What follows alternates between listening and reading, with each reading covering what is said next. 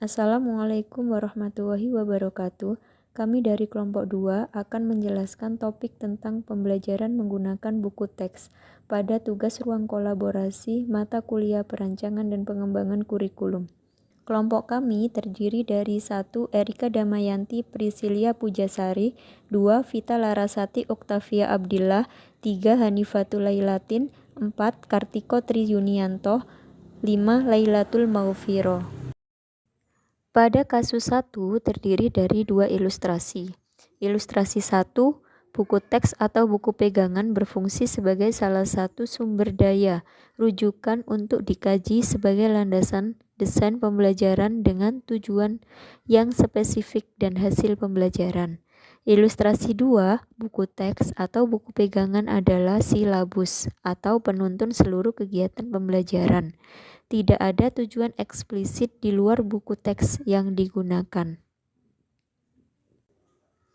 Yang diterapkan dalam memilih ilustrasi 1 yang sering kami lakukan sebagai seorang pendidik, yakni buku teks atau buku pegangan, berfungsi sebagai salah satu sumber, rujukan, kajian dana, landasan desain pembelajaran dengan tujuan yang spesifik dan hasil pembelajaran. Buku teks yang digunakan oleh guru disusun sesuai kebutuhan peserta didik sebagai pengetahuan awal. Tujuan spesifik inilah yang menjadi dasar untuk membuat kegiatan pembelajaran yang sesuai dengan kebutuhan peserta didik.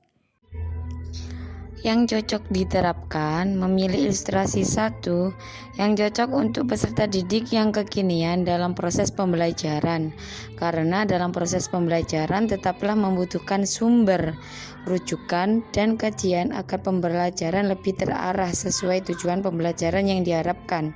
Selain itu, peserta didik kekinian dapat menggunakan buku teks digital yang bisa digunakan di mana dan kapan saja sebagai sumber, rujukan dan kajian untuk menambah ilmu pengetahuan peserta didik.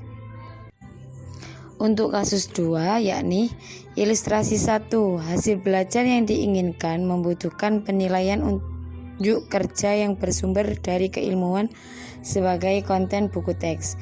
Ilustrasi 2, penilaian terdiri dari tes pengetahuan, sikap, dan keterampilan yang ada pada buku pegangan, dan mungkin terpisah lembar kerja peserta didik, namun masih terkait erat konten buku teks.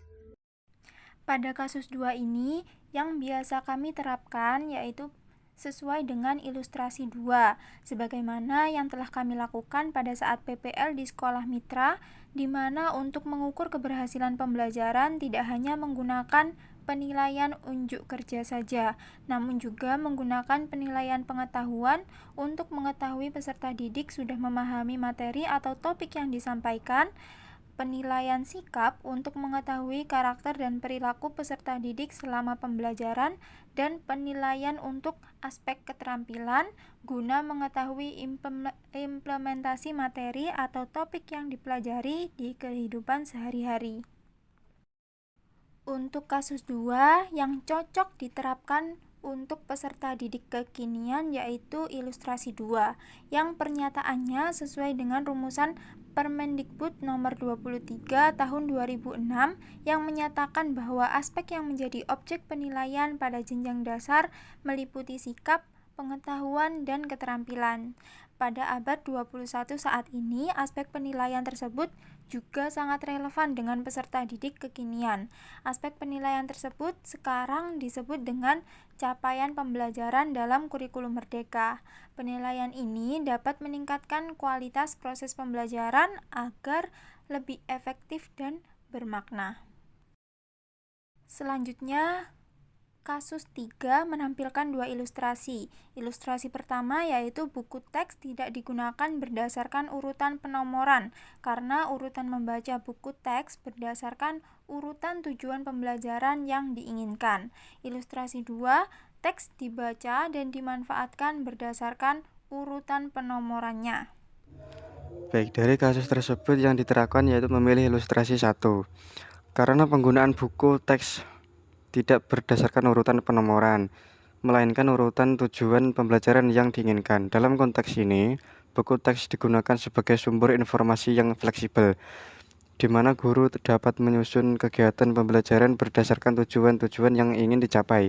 Guru tidak terikat pada urutan penomoran dalam buku teks, tetapi lebih pada penggunaan informasi dalam buku sebagai landasan untuk mencapai tujuan pembelajaran.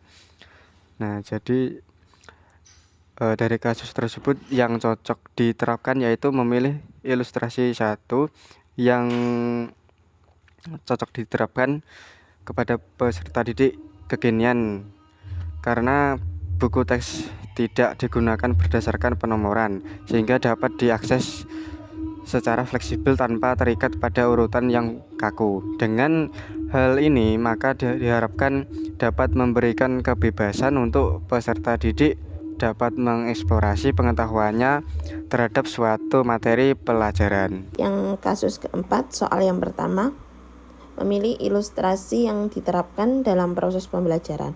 Hasil diskusi dari kelompok kami, memilih ilustrasi yang pertama yaitu buku teks adalah salah satu sumber daya dan rujukan di antara banyaknya sumber belajar.